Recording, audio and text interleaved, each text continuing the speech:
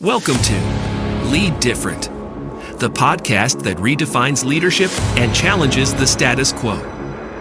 Hosted by Daniel Dominguez, founder and CEO of Why Not Leadership. This show is your compass to becoming a better leader through the power of self-awareness.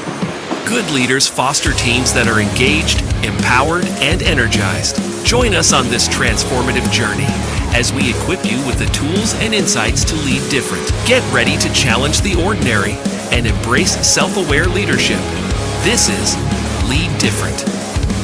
Subscribe now. Discover a new era of leadership. Lead different, because great leaders change the world. Welcome, everyone, to the first episode of Why Not Leadership podcast. I am excited to start this venture, and I couldn't be more excited for our guest today is someone who I recently reconnected with. For those of you that know Dan Dominguez, I was a military leader who decided as a young first lieutenant captain to leave the military because I was recruited by a headhunting firm to come be a pharmaceutical rep, something I hadn't even thought about before.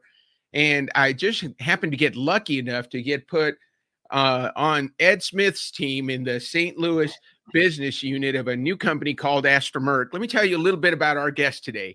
Ed Smith has been in the healthcare industry for a long time, probably longer than he'd like to admit.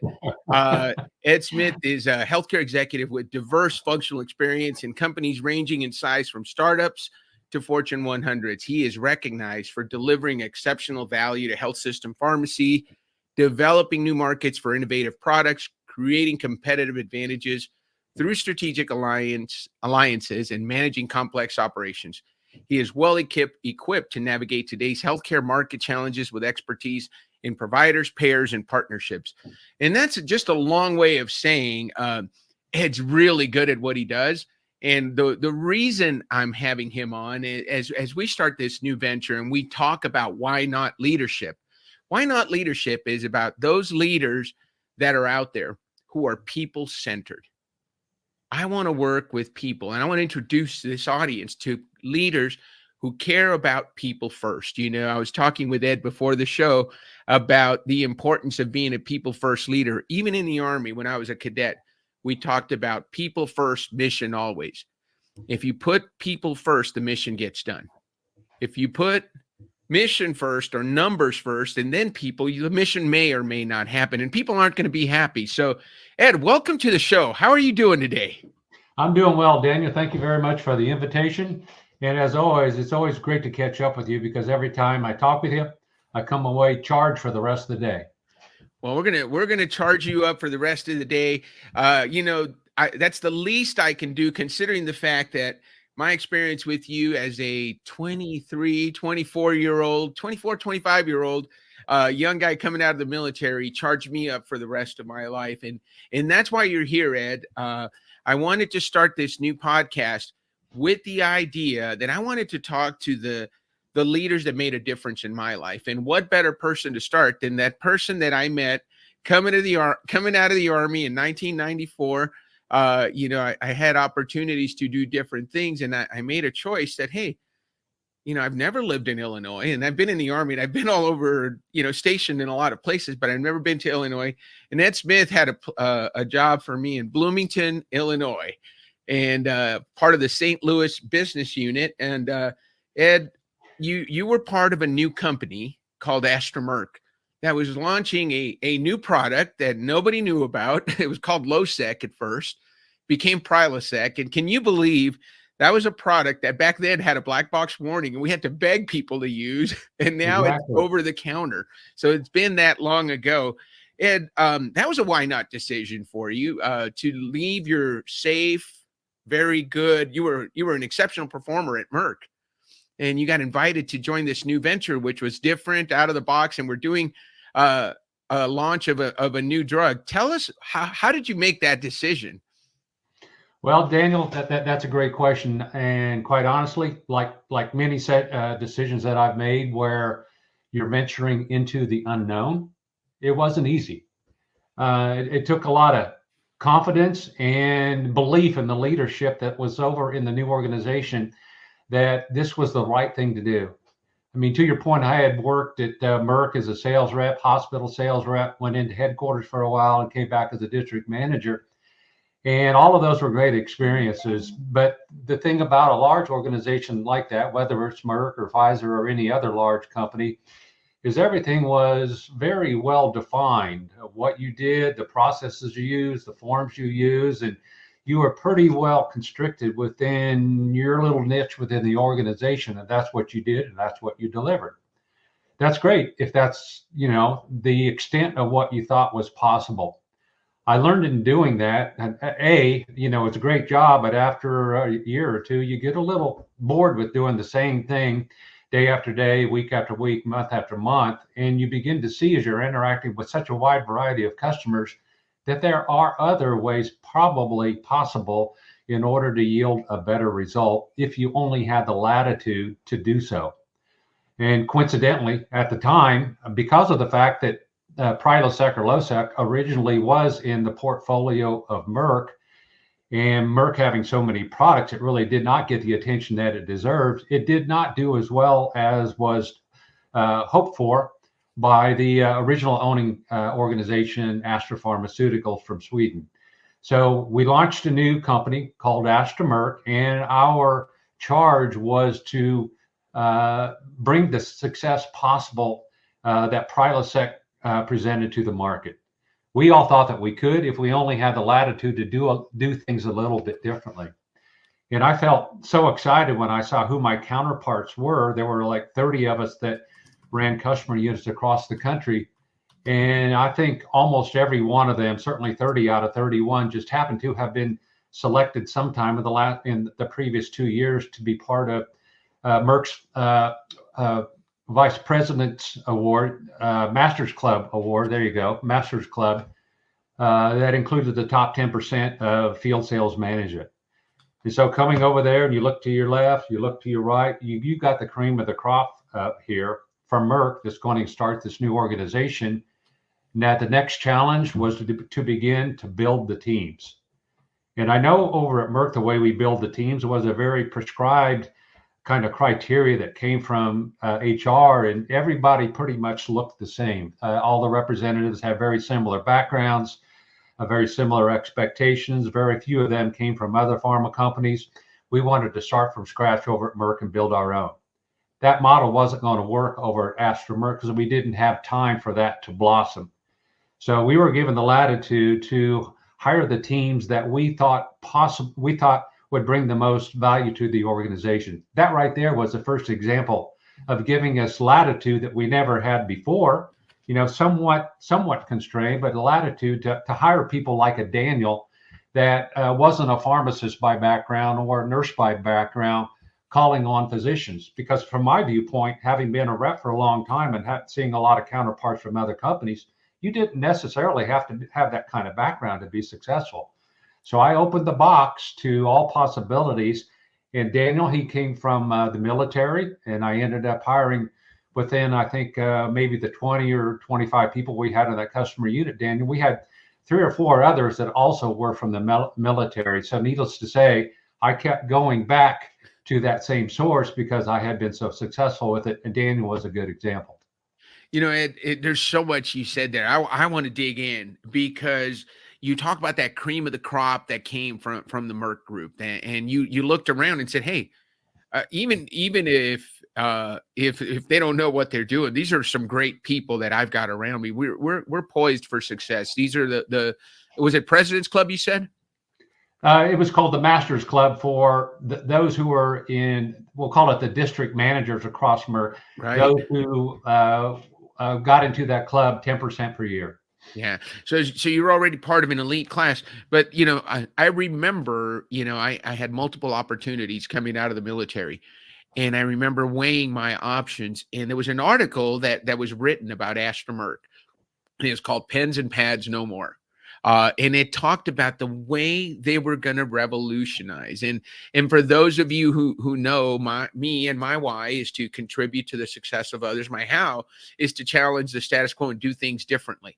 So when they said, "Hey, we're going to do something completely different than everybody else is doing," we're not gonna give pens and pads. We're gonna come in and create customized solutions for our customers. We're gonna have that same budget that all those drug reps have when they drop off pens and pads, but we're gonna use it in a creative way in order to create solutions for our clients.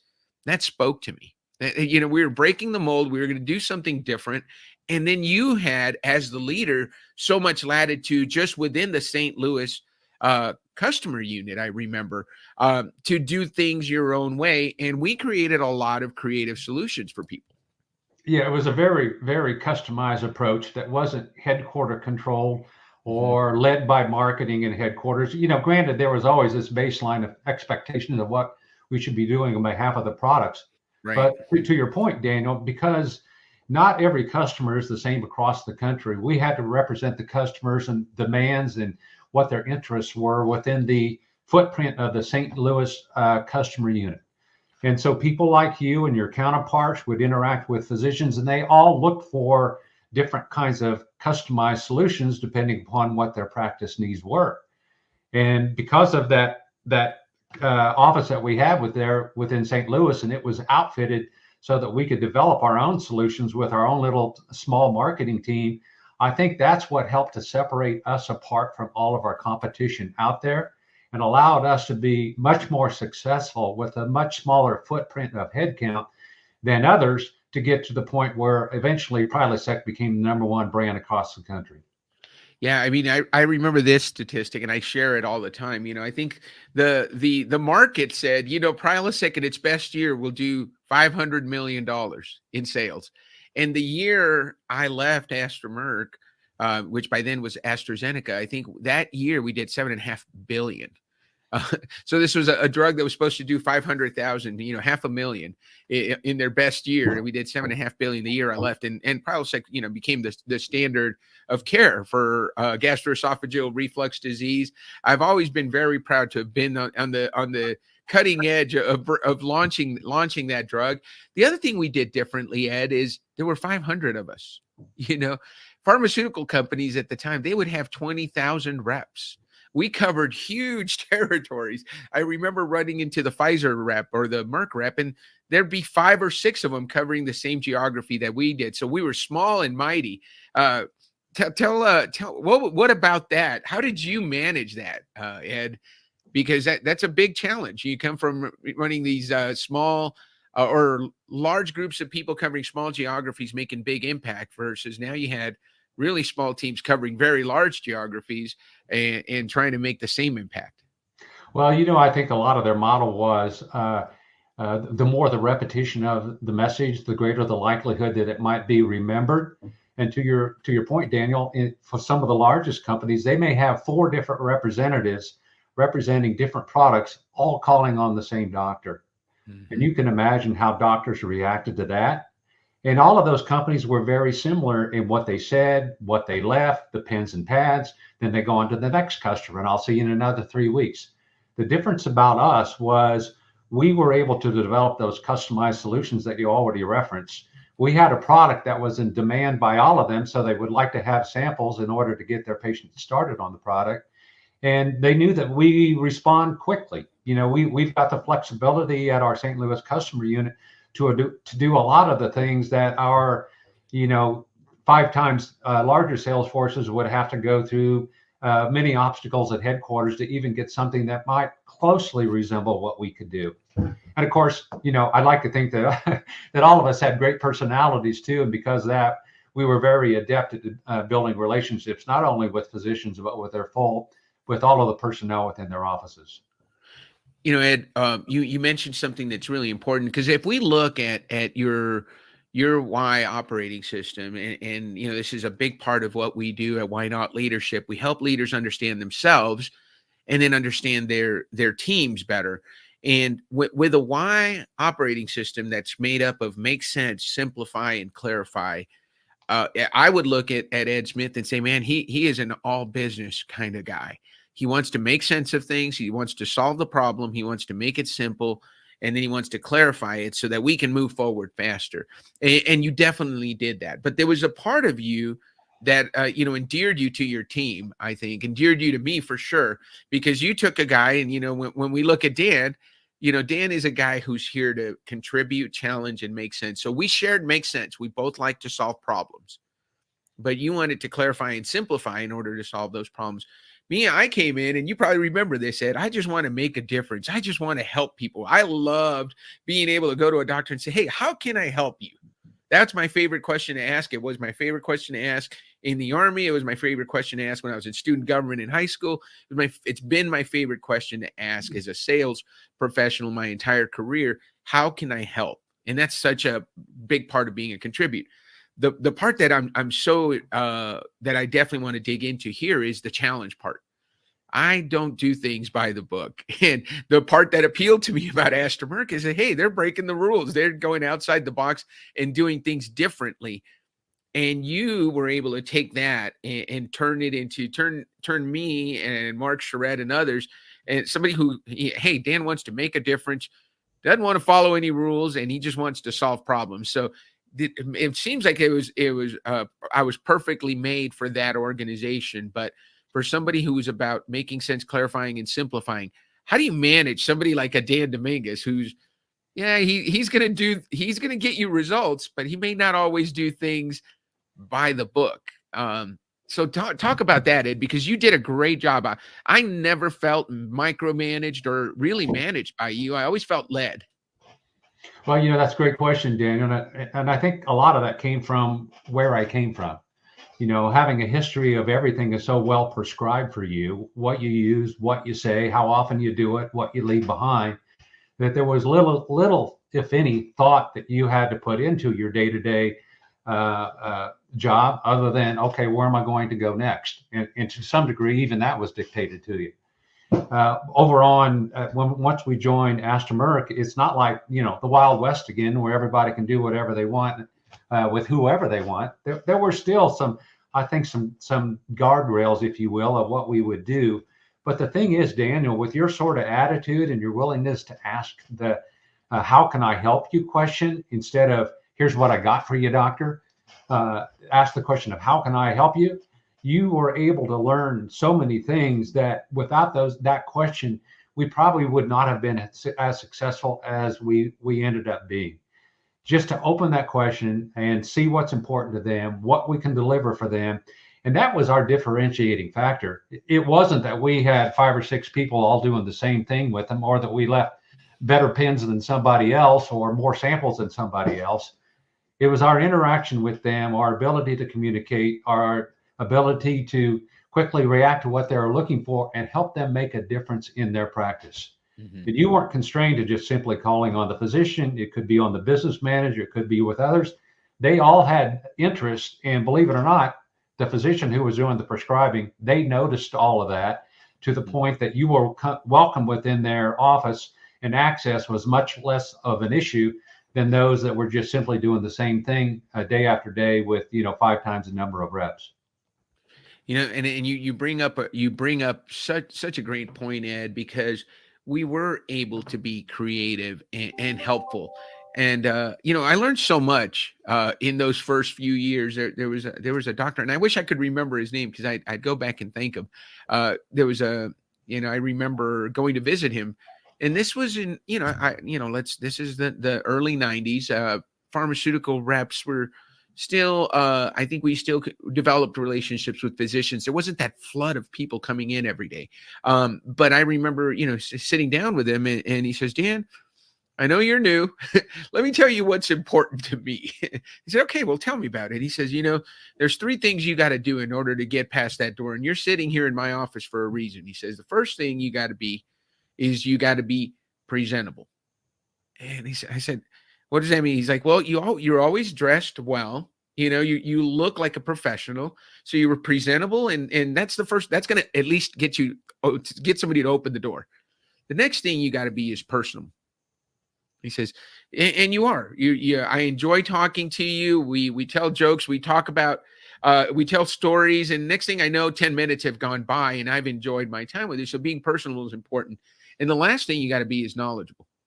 And he says that comes last because I don't care how much you know until you're either personal, presentable, presentable, personable, and then knowledgeable. Because you got to get in the door. You got to get me into a conversation. And I took that to heart, and I've used that my entire career. You got to always be a pro. Dress like a professional. Dress for the job, right? Yep, And, exactly. and then be personable. It's just as easy to be a jerk as it is to be a nice person. And so just be nice always. And take care of those gatekeepers. Joanne Black, someone that I've gotten to know through my work, is she works on helping people create referrals.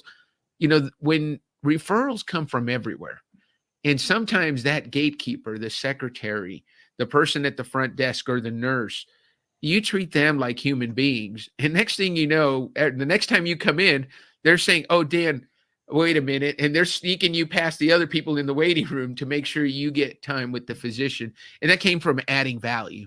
Uh-huh. Well, I think that what you're talking about, Daniel, is the value of having such a diverse sales team as what we did. I'll just extend it to the diverse customer unit team, because there were members that weren't directly part of the sales team. And all of that you just shared there, that's the kind of learnings that all of us would have when you would share that with the whole group. I think the tendency of where I came from before was within a district of sales reps within a large pharmaceutical company. You really didn't want to share your best practices, because you were all graded on a bell curve, and what your final rating was sort of relative to your counterparts there. We never had an incentive system like that over at Astra Merck. We wanted to do what was best for the customer unit and do what was best for the me. The individual me's. There's the we of the team and the me of the individuals. And every me had a little bit different interests in what they were looking for, what they were looking to accomplish in their career, and what piqued their interest most about the job that they have. And it was me, sort of like the bumblebee. I'd go from flower to flower to flower as I visited with you and your other counterparts to learn what made them uniquely different and uniquely successful relative to the others. So all I was doing was sharing honey, if you will, with others on the team, so that they could learn indirectly from what you were doing within your area. It was a great model. It was a great model, and probably the best sales leadership experience that I've ever had. You bring up something that's really important, and you talk about what was different is we had collaboration. And that and I think you've got to take credit for that, Ed. You created a collaborative team environment, and it wasn't just the field sales folks. It's like you said, it's the folks in the back office in St. Louis that were creating the customized solutions for customers. Everybody felt like they were a part of the team. The other thing that you brought up that's really important is everybody wanted to collaborate because we were all interested in the greater good. Exactly. And so when you talk about an environment that you came from before, where everybody's graded on a bell curve, and nobody wants to share best practices because they want to make sure that they keep that to themselves so that they can continue to be number one. That doesn't sound like a great collaborative environment, not one where people are going to share their best practices so that everybody, so it's that rising tide that raises all ships. Every time somebody had a great idea, and we'd come together in those meetings in St. Louis, we shared them, but you fostered that environment. What kind of training, Ed, did you have to prepare for going from, blue suit, tie, navy blue suit, tie, automaton Merck rep, district manager, to really kind of, hey, how are you going to do it? You had all the latitude in the world. Tell us about those meetings. I bet those were some fun meetings with Matt Emmons and the leadership team at Astra Merck when they were getting you guys ready to deploy. Yeah, it was a great thing, Daniel. I remember each one of me and my counterparts. I referenced there was 30 some of us, and Matt Emmons was the overall vice president of sales. All of us were different, and all of us had unique responsibilities. Some were the link to HR, some were the link to the marketing team. I just happened to be sort of playing to my make sense thing here. I just happened to be called among the group the grid man. And what's the grid man? The grid man is the one that maintains the Excel spreadsheet that shows all of the different kinds of projects that all of us are involved, so we can look for the intersectionality of who we should reach out to should a particular situation that references their skill set and get them to be employed in it. I mean, quite honestly, Daniel, to your point there, there's no particular training that I think that I underwent in order to get where I've gotten in my career. I will attribute most of my perspective to the fact that I've had a wide variety of roles. You know, I knew when I was a sales rep and then a district manager with Merck that it was a great job, fantastic company, made good money. But what was least satisfying about it was it seemed to be so redundant with what I did from a day-to-day basis. I knew that there had to be more opportunity within pharmaceutical sales or healthcare in general. If I just stepped out a little bit, tried some new roles, challenged my comfort zone of doing something different. And in many cases, in fact, Daniel, I looked back before we had our session here to see how many different roles that I've had in my career, dating all the way back when I was, a pharmacist before I joined Big Pharma. And I counted up 14 or 15 different roles. And out of those, there were 7 of them that didn't even exist before. Mm-hmm. So it's sort of creating from scratch what you believe would be the greatest value that you can bring in a role. And what's your perspective on that? It's the variety of things that you've done before, and from that to be able to pull out success and employ it in a particular situation. So my why, it makes sense. Okay, I have a pretty good perspective because in many of these different functional areas I've worked, why they're asking us to do X, Y, and Z. You add up all of those different things that are being asked of a sales force or an account leadership team or commercial operations or market access, whatever it might be. I think it positions you, it allows you to sort of distill down all of those different demands that are coming from 4 different corners from headquarters to what's the essence of what needs to be done within this group to have the most impact on the customer set that they're calling on. You know, Daniel, I had the pleasure of having a variety of customer facing roles, which is what sales is, and account management and things like that. And I had the luxury, if you will. I'll tell you, originally it was a little scary. In fact, all of these, when you get out of your comfort zone, they're very scary because you've not done it before. So you're not really sure what you're getting into, but it sounds like a very interesting job and it'll add to my skill set. So a lot of those things I did, I just went in and had to have self-confidence that you could be successful. Right. You might need a little bit of nurturing along the way, and how to make sure you don't upset anybody. Right. But I think what it does over time, it allows you to have a perspective that you wouldn't have if you just did the same thing over and over and over again for 30 straight years. Right. Well, I mean, that's a huge variety of roles. And, the reason you're here, Ed, the reason I'm talking to you is because of your leadership. And I think you've led it, and we were talking about in the pre-show, Ed, about I think everyone's a leader. And we all lead at different levels, right? You've had the opportunity to lead at a really high level. What's your, if you had an opportunity today to talk to somebody who's taking their first district manager role. I mean, you had a varied path. You went to pharmacy school. You became a pharmacist. The next thing you know, now you're in Big Pharma and you're in sales. Now you're not a pharmacist and you're now a sales rep. And then you go to become a sales leader. What's the most important leadership lesson that you take with you? Well, I think the most important lesson that I would have for new sales managers is look for the promise in your team. Learn before you direct. Understand the why of each person. What's important to them? Why are they in this job? What do they hope to accomplish? And where have they been before? And where would they like to go next? Try to keep your commentary to a minimum until you understand their particular situation and collectively what you as a district, you as a team, are hoping to strive for together. I would hope by being a new district manager, you may not have a whole lot of experience that you can base any sort of direction that you have on. Oftentimes, district managers are just those who've been successful team members themselves. Sometimes that makes a great manager. Sometimes it doesn't make such a great manager. But I think that's a good starting point. At least you have the basics of it. But I think you need to have a little bit of humility to understand the fact that you don't know it all. Mm-hmm. And in fact, I learned more from the team members of the customer unit we had in St. Louis than I knew for myself. Probably would never admit it to any of you, but I learned more in having those different kind of sessions and having one-on-one conversations and calling on customers with people like you. I learned a tremendous amount, and that kind of learning helped to shape me as a leader. So it's not as if you're born a great leader. Some people believe in nature. I believe it's more in nurture. You develop it over time from these experiences that you've had, whether they're good or they're bad. Right. All of them contribute to who you are.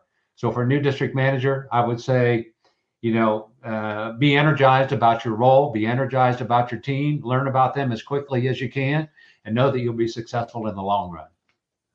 Yeah, you bring up a great point. Something you were really good at, Ed, and that is getting to know people individually. And we've kept in touch over the years. I coached track and cross country. I loved coaching my oldest daughter and her track and cross country team, and then of course I've coached leaders and sales teams at a high level. And it's not the stuff you say at the quarterly meeting, right? That you say in front of the group, because the opportunities to address the group are few and far between, or at the national sales conference when you're a national sales leader, like I got the opportunity to do. But it's those one-on-one conversations that really matter. And whether it's in coaching track, it's you find you get in front of you do the rah-rah speech in front of everyone, but it's in those one-on-one conversations where you really learn the why of the people on your team and what's important to them, and then making sure you're giving them what's important to them so that they want to perform for you. And you did that better than anyone. I think you had great personal relationships with everyone on the team.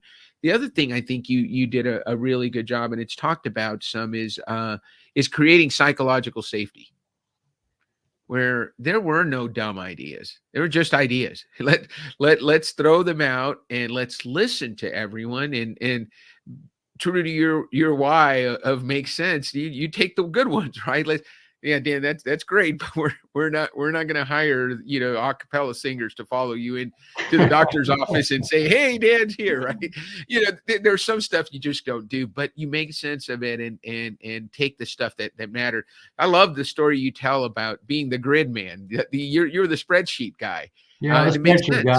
You were the one that took all that everybody was okay. Who do we go to? Hey, here, let me put it all on a spreadsheet. So let me make sense of it so that we know who to go to. Take it from here to here. And you did that so well for us as a team in the St. Louis customer unit. Ed, any parting words as we get to the end of the interview here? I'd love to give you an opportunity to talk about your biggest lesson. What is it that you've learned in all that time you've spent in sales and in leadership and in strategic roles with 14 different types of roles, to someone who's new to leadership as a why not leader yourself? What's your parting words for our audience? Well, I didn't have a chance to prepare for this one, Daniel. Probably a variety of things. Know as a leader that you don't know it all. There are so many good ideas out there that probably have never crossed your mind before. Understand the benefits of exploring the unknown and being uncomfortable with the unknown. It's a natural feeling.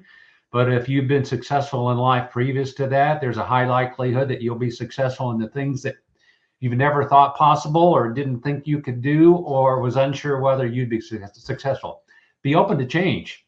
Some might say I bounced all over the place. Well, I don't really necessarily look like that, because in everything that I've done before, I've learned a lot that I've been able to employ in subsequent positions.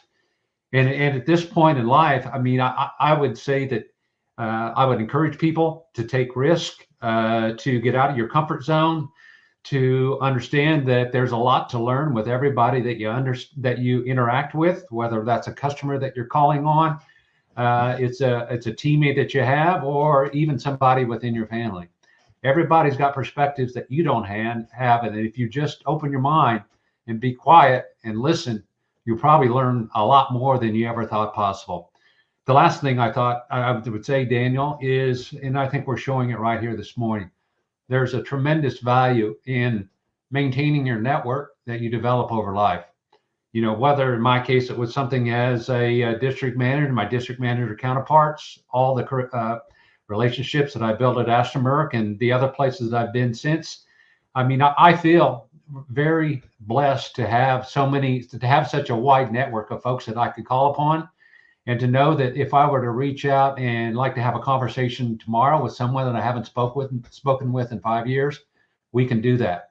So maintain those relationships, because those are the value in life. I love that, Ed. Thank you so much for being on. Thank you for sharing your wisdom. Not only 30 years ago, almost 30 years ago, but today with our audience at Why Not Leadership. I really appreciate you helping us kick this off. You are our first guest of the Why Not Leadership podcast, and that goes down in history. So thank you very much, Ed. I look forward to continuing our conversation after we go off the air here. Have a great rest of your week, and I look forward to staying in touch. Thank you very much, Daniel. I enjoyed it. Best of luck in your new leadership role. Thank you so much, Ed. Subscribe now. Discover a new era of leadership. Lead different, because great leaders change the world.